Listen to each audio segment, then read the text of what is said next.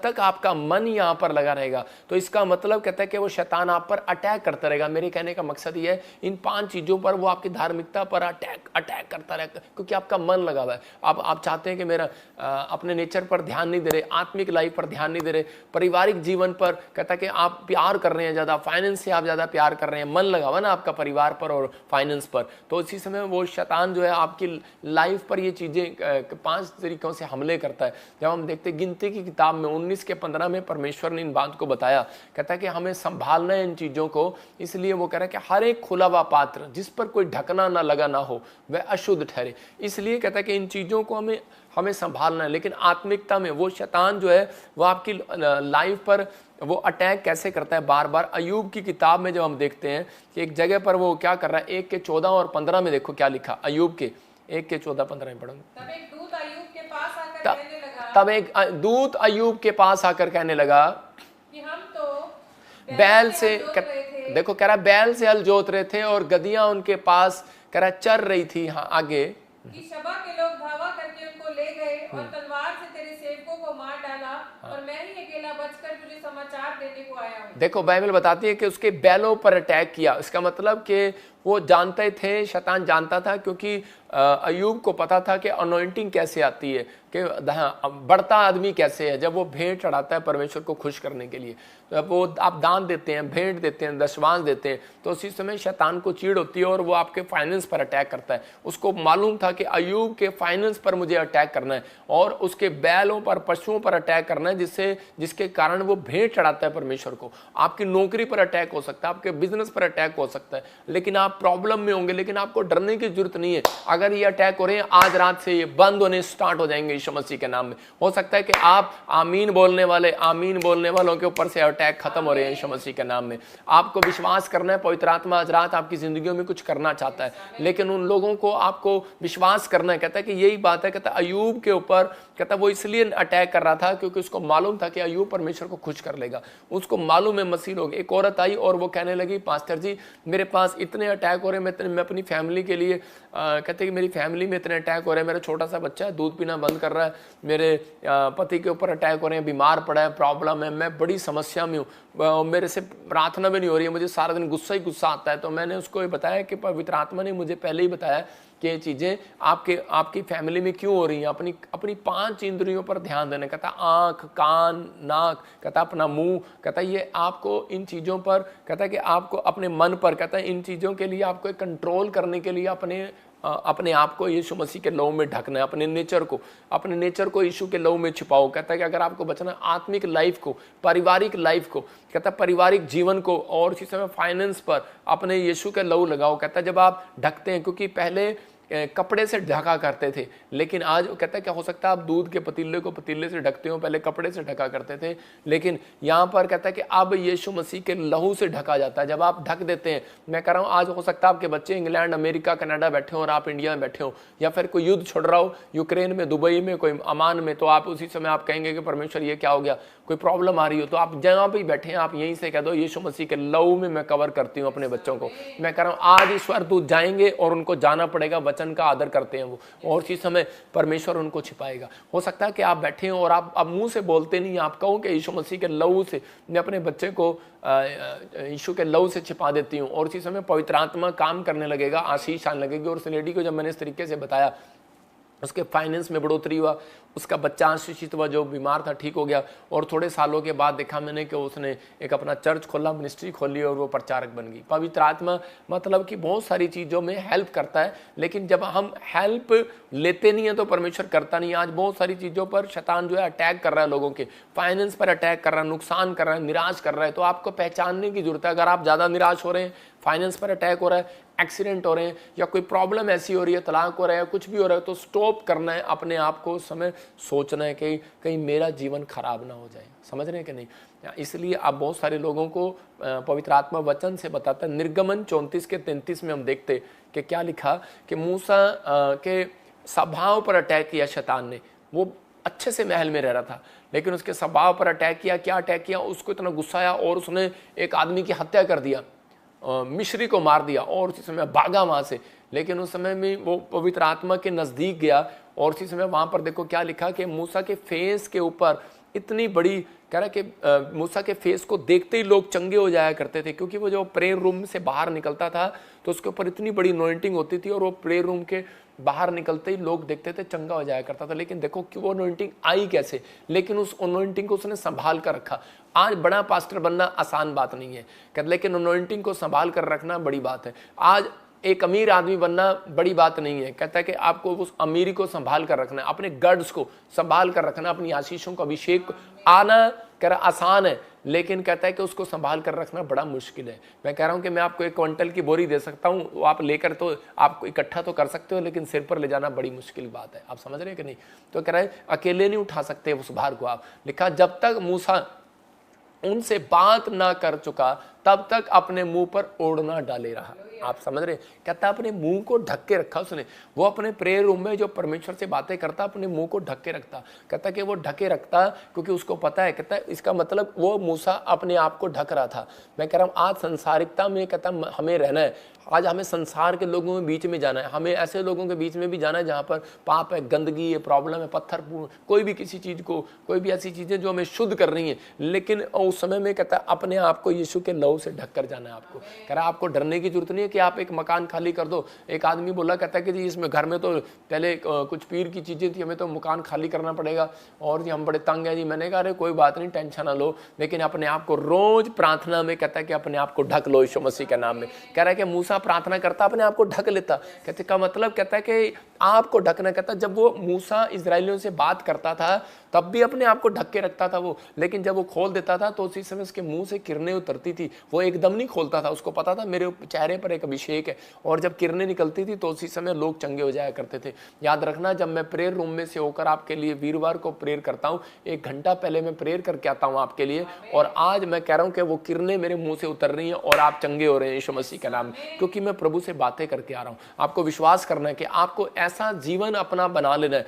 मैं कह रहा हूँ आज के बाद आपका नेचर बदलने लगेगा, आपकी किस्मत बदलने लगेगी, आपका फाइनेंस बदलने लगेगा, आपकी हर आशीष बदलने लगेगी, आपके परिवार का माहौल बदल जाएगा और आपकी हर एक ब्लेसिंग खुल जाएगी यीशु मसीह के नाम में। क्या आप विश्वास करते हैं इस बात के लिए कि पवित्र आत्मा ने जो मूसा को कहता है कि वो अनॉइंटिंग दिया और उसको बताया, कहता है कि ढकना, ढकने का मतलब कहता है कि प्रार्थना से भी ढका जाता है कि आप अपने आप को ढकें। कह रहा है आपने आपको अगर सुरक्षा चाहिए तो इसका मतलब सुरक्षा लेने के लिए प्रेयर करना पड़ता है। जब आप प्रेयर करते हैं तो पवित्र आत्मा कह रहा बेस्ट आत्मा भेजता है उन लोगों के पास। आज मैं कह रहा हूं कि जो पहले कपड़े से अपने आप को ढकते थे अब वो यीशु के लहू से ढक रहे हैं, उनके ऊपर एक बेस्ट आत्मा जा रहा है यीशु मसीह के नाम में।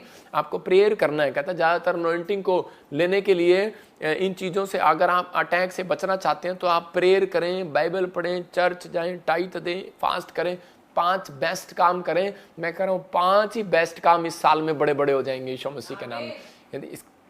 लेकिन जो लोग बोलते हैं कहते हैं कि हमारे लाइफ पे ये अटैक क्यों हो रहे हैं, पवित्र आत्मा कहता है यही चीज़ है, क्योंकि यही 5 चीज़ें अगर आपने गवाही देना सीख लिया, आपने फाइनेंस पे प्यार नहीं किया, मन नहीं लगाया, और आपने यीशु मसीह की बात माना और दान दशमां देना सीख लिया, पारिवारिक जीवन में टाइम देना सीख लिया, अपने और इसी समय अपने पारिवारिक जीवन को खराब नहीं किया, प्रार्थना करना सीख लिया, फैमिली प्रेयर बोलते हैं उसको, और इसी समय कह रहा आत्मिक लाइफ कहता है अपनी को ठीक किया, तो उसी समय कहता है और अपने इस नेचर को संभाल कर रखा। कहता है पवित्र आत्मा कह रहा है, कहता है अपने कैरेक्टर को, अपने चरित्र को संभाल कर रखा। तो परमेश्वर कह रहा है कि शैतान को मजबूर होना पड़ेगा आज रात, उसकी सारी प्लानिंग फेल होंगी, उसकी स्कीम फेल होगी जो आपके खिलाफ जो बनाए बैठा है वो। पवित्र आत्मा आज रात आपके लिए रास्ते खोलना चाहता है। अपने हाथों को उठाऊं और इसी समय कहूँ परमेश्वर तेरा धन्यवाद हो इस वचन के लिए, इन बातों के लिए जो मैं आपको सिखा रहा हूँ। आप पवित्र आत्मा आपकी जिंदगियों में 100 गुना बरकत देगा यीशु मसीह के नाम में। इसलिए उसने अय्यूब के फाइनेंस पर अटैक किया, इसलिए बहुत सारे लोगों के प्रभु में आने के बाद फाइनेंस पर अटैक करता है। और बहुत सारे लोग बोलते हैं शायद मसीह में आने के बाद हम गरीब ही रहते हैं क्या। पवित्र आत्मा कह रहा है आज के बाद जितने मुझे लाइव देख रहे हैं, आपके फाइनेंस से अटैक होना बंद हो जाए यीशु मसीह के नाम में। आपकी बढ़ोतरी होना स्टार्ट होगी और आप पहले जैसे नहीं, आप बढ़ते फूलते चले जाएंगे यीशु मसीह के नाम। दानियल 2:4 में दानियल अपनी लाइफ में देखो क्या कर रहा था। हाँ पढ़ेंगे पास्टर सपना के साथ। से अरामी भाषा में कहा, हे राजा तू चिरंजीवी रहे, अपने दासों को सपन बता और हम उसका फल बताएंगे। हालेलुया। यहाँ आगे भी पढ़ें। राजा ने सिद्धियों को उत्तर दिया, मैं यह आज्ञा दे चुका हूँ कि यदि तुम फल समेत सपन को ना बताओगे तो तुम टुकड़े टुकड़े किए जाओगे और तुम्हारे घर फुकवा दिए जाएंगे। तो यदि तुम फल समेत सपन को बता दो तो मुझसे भांति भांति के दान और भारी प्रतिष्ठा पाओगे, इसीलिए तुम मुझे फल समेत सपन बताओ।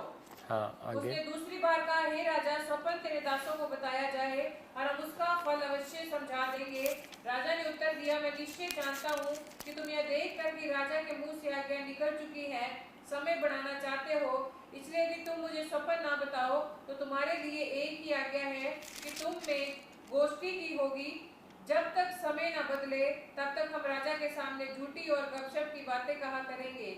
इसलिए तुम मुझे स्वप्न बताओ, तब मैं जानूंगा तुम उसका फल भी समझा सकते हो। मतलब परमेश्वर के आत्मा ने उन लोगों को कहता है कि बुलाया, जो राजा को स्वप्न दिखाया तो वो उसका भेद नहीं बता सके, और उसने जगह जगह से बड़े विद्वान बुलाए, बड़े ज्ञानवान बुलाए, लेकिन कोई उसका भेद नहीं बता पाया। लेकिन उन्होंने दानियल को जब बुलाया तो दानियल ने उस स्वप्न का भेद बताया। तो उसी समय जब दानियल ने स्वप्न का भेद बताया तो उसी समय वो खुश हो गया और वो कहने लगा, इतनी बेस्ट आत्मा तेरे पास है, मतलब कि इतनी ये तेरे को कैसे मालूम है। तो उसी समय परमेश्वर ने उसको ब्लेसिंग दिया। और राजा ने क्या कहा, उसी के 6 के 3 में पढ़ते हैं, जब यह देखा गया कि दानियल में उत्तम आत्मा रहती है, दानियल के 6 के 3 को पढ़ रहा हूं, तब उसको उन अध्यक्षों और अधिपतियों से अधिक प्रतिष्ठा मिली, वरन राजा यह भी सोचता था कि उसको सारे राज्य के ऊपर ठहराऊं। मतलब इतनी बेस्ट आत्मा उसके अंदर जब आई, मतलब कि वो एक प्रार्थना करने वाला योद्धा था। और उसी समय जब उसने अपने आप को कवर करता था सुबह उठकर, उसने अपनी जिंदगी में एक चार्ट बनाया था उसने, और कि मैं हमेशा एक अपने प्रेयर रूम में जाऊंगा, मैं कोई रिश्तेदारी नहीं, कोई परिवार नहीं, कोई मतलब की शादी नहीं, कोई माहौल ऐसा नहीं, कहता अपनी ज़िंदगी में नहीं ऐसा बनाऊंगा, कहता है कि मैं अपना एक चार्ट बनाऊंगा। उसने अपने एक चार्ट बनाया था और उसने अपने प्रेयर रूम बनाया था, और परमेश्वर का बेस्ट आत्मा उसके पास रहा। मतलब कि उसने अपने आप को ढक के रखा, उसने अपने आप को संसार से बचा के रखा, उसने अपने आप को प्रार्थना में कवर करके रखा, और पवित्र आत्मा मतलब कि बेस्ट आत्मा उसके पास रहने लगी। वो जो उसे पूछता था वो उसे बताता था, उसके कहते हैं भविष्यता। दानियल को 500 साल पहले की भविष्यवाणी, 5000 साल की भी भविष्यवाणी दानियल को बता दी गई थी। तो मतलब कि दानियल के पास वो गिफ्ट था, और दानियल ने जब राजा को बताया तो राजा ने उसको एक मंत्री बना दिया। हालेलुया। और वो सोच रहा था कि मैं इसको और कैसे इसको एक बड़ा मंत्री बनाऊं। मैं उन लोगों के लिए बता रहा हूं कि आज जितने लोग प्रार्थना करते हैं और परमेश्वर पर भरोसा रखते हैं, लेकिन वो ज़्यादातर लोग क्या करते हैं कि वो छोटी छोटी सी समस्या जब आती है तो उसी समय वो गिर जाते हैं। मैंने इसलिए बताया कि आपकी धार्मिकता पर अटैक करता है, आपके फाइनेंस पर, परिवार पर, आत्मिक लाइफ पर, आपके नेचर पर। आपको इन चीज़ों को आपको संभालना है और यीशु मसीह से प्रार्थना करना। मैं कह रहा हूँ आज ही आपकी तरक्की होगी, आपकी ब्लेसिंग खुलेगी यीशु मसीह के नाम में। तो एक मैं गवाही बता रहा हूँ, एक बार एक आदमी था और उसी समय वो कहीं पर जो बिजनेसमैन था, वो मुंशी बोलते हैं उसको, अकाउंटेंट का काम करता था, और एक बड़ी फैक्ट्री में एक बार उसने बड़ा ऑर्डर किया फॉरेन से, और वो ऑर्डर में माल ज़्यादा आ गया लेकिन पैसे नहीं गए उसके पास। तो उसी समय उसने दोबारा फ़ोन किया, उसने कहा कि माल ज़्यादा आ गया और करोड़ों रुपए का माल है, और वो 50 करोड़ रुपए का माल है, और 50 करोड़ का माल है, और मैं गलती से वो माल आपको दे चुका हूँ, मेरे पैसे नहीं आए। उसने कहा नहीं, मैं अपने अकाउंटेंट से बात करूँगा। उसने जब अकाउंटेंट से बात किया तो अकाउंटेंट वो एक क्रिश्चियन था, और उसी समय उसने उसको कहा, कहता कि तू उनको रिपोर्ट दे कि हमने पैसे तुम्हारे दे चुके हैं, तुम्हारा माल इतना ही आया जितने हमने पैसे भेजे थे, तो उसको झूठ बोल दे। तो उसी समय वो आदमी हैरान हो गया और वो कहने लगा कि मैं अगर इसको झूठ बोल दूंगा तो उसी समय कहता मेरा परमेश्वर मुझसे नाराज हो जाएगा। उसने अपने आप को ढककर कोशिश की रखने की, मैं झूठ नहीं बोलूँगा, अपने आप को संसारिकता में लेकर जाऊँगा। उसकी आत्मिकता पर अटैक कर रहा था शैतान, और वो बार बार उसके दिमाग में आ रहा था कि अगर मैंने नौकरी छोड़ दी, अगर इसने मुझे निकाल दिया तो मेरी किस्त कैसे जाएगी, मेरे घर का किराया कैसे जाएगा, लोन पे घर लिया है, बच्चे पढ़ा रहा हूँ, मैं इतनी दूर आकर बैठ गया हूँ। तो उसी समय वो टेंशन में था, लेकिन उसी समय उसने एक डिसीजन लिया और उसने कहा कि नहीं सर, मैं झूठ नहीं बोल सकता। उसने कहा क्यों नहीं बोल सकता? तो झूठ, गुस्सा हो गया वो, और उसने कहा कि झूठ बोल दे, नहीं तो मैं तुझे निकाल दूंगा यहाँ से। उसने कहा कि नहीं, मैं बोल नहीं सकता कि मैं मसीहत में हूँ। हालेलुया। उसने अपना नेचर उसको बताया कि मेरा प्रभु मुझे गवाही नहीं करता, और उसी समय उसने गुस्से में आकर उसको निकाल दिया। वो चला गया, लेकिन जब वो होटल में गया और थोड़ी देर के लिए सोच रहा था, और वो कह रहा था कि परमेश्वर, अगर मैंने इतना सच बोला, क्या यार, अपने आप को कोसने लगा उसका मन और कहने लगा मेरा क्या फ़ायदा हुआ थोड़ी देर के लिए सच्चाई, अपने आप को इतना धार्मिकता में चलाने का क्या फ़ायदा हुआ, अपने आप को इतना आत्मिक बनाने का क्या फ़ायदा हुआ, अपने नेचर को इतना अच्छा दिखाने का क्या फ़ायदा हुआ कि मैं बहुत सच्चा आदमी हूँ। और इसी समय कहता है कौन है, उसके दिमाग में ऐसे ऐसे ख्याल आने लगे। लेकिन उस थोड़ी देर के कह रहा है कि वो रात को जब वो सोया निराश होकर, लेकिन सुबह ही उसको देखा कि गेट पर उसका मालिक खड़ा था और उसको कहने लगा कि मैं तेरे को आज से 1 लाख नहीं, तेरी सैलरी में 1.5 लाख करूंगा और तू काम पर वापस आ जा। तो उसी समय उसके लोग, उसके कंपनी के लोग उसे देखकर हैरान थे और उसी समय बहुत सारे क्रिश्चियन लोग वहाँ पर थे और वो कहने लगे कि इसको वापस, हाँ इसको हमारे चर्च में आना, हमारे चर्च में आना। उसने कहा नहीं नहीं नहीं, मैं आपके चर्च में नहीं आऊँगा, मैं तो कह रहा प्रॉफिट बजिंदर के यहाँ पर जाऊँगा। सुन रहे हैं कि नहीं, क्योंकि वो हमारा एक स्पिरिचुअल बंदा था।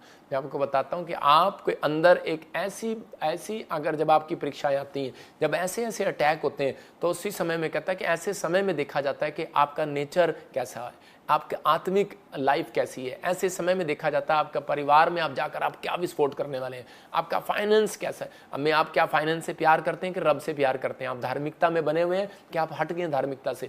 सबको जय मसीह की। मैं जतिन बब्बर और आप देख रहे हैं मसीह परिवार चैनल। जैसे कि आप सब जानते हैं कि मैं इस चैनल पे प्रभु के अलग अलग दासों की वीडियोस डालता हूं, तो अगर आपको हमारा चैनल अच्छा लगता है तो आप इस चैनल को ज़्यादा से ज़्यादा सब्सक्राइब जरूर करें, ताकि आप प्रभु के वचन को सुन सके। वीडियोस को ज़्यादा से ज़्यादा शेयर करें ताकि जिन लोगों तक वचन नहीं पहुंचा उन तक भी वचन पहुंच सके।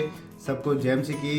एक बार मैं आपसे दोबारा कहूँगा कि इस चैनल को सब्सक्राइब जरूर करें और वीडियोस को ज़्यादा से ज़्यादा शेयर करें। जय मसीह की।